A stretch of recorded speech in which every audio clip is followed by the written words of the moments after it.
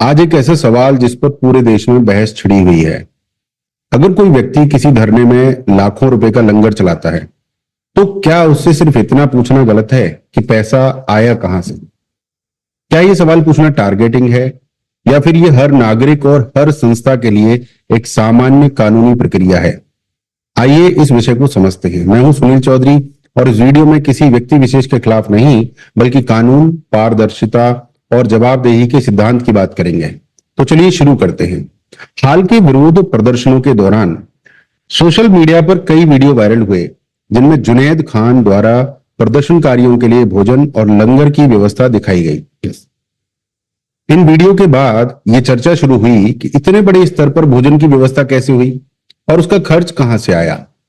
कुछ रिपोर्टों और सोशल मीडिया दावों में यह अनुमान लगाया गया कि प्रतिदिन लगभग 5 से 7 लाख रुपए का भोजन वितरित किया जा रहा था। अब यहां सबसे महत्वपूर्ण बात समझिए, किसी को खाना खिलाना अपराध नहीं है। किसी धरने में सेवा करना भी अपने आप में अपराध नहीं है।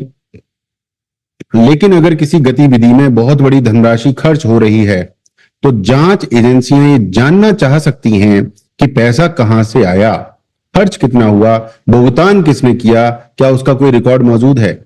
यही सवाल कानून पूछता है। अब कुछ लोग कह रहे हैं कि टारगेटिंग है, लेकिन एक सिद्धांत समझिए, यदि कोई एनजीओ, ट्रस्ट, सोसाइटी, धार्मिक संस्था या सामाजिक संगठन करोड़ों रुपए खर्च करता है, तो उससे भी यही सवाल पूछे जाते हैं। इनकम टैक्स पूछ सकता है, पुलिस पूछ सकती है, इन्फोर्समेंट एजेंसीज पूछ सकती हैं, रजिस्ट्रार पूछ सकता है।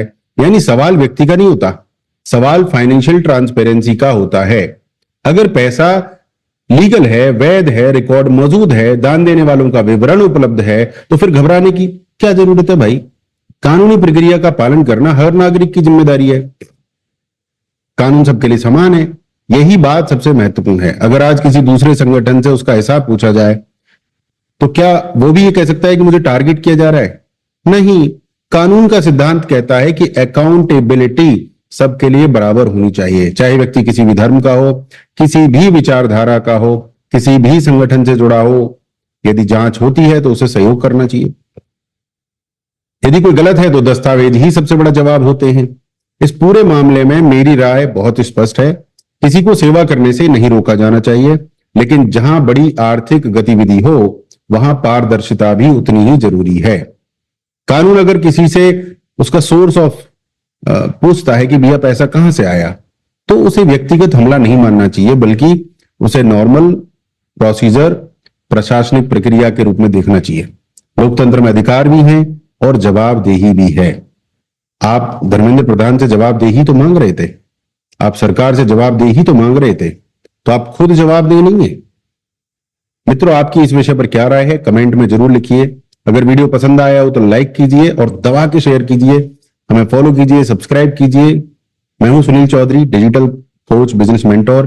मिलते हैं अगले वीडियो में। नमस्कार, जय हिंद, जय भारत, भारत माता की जय।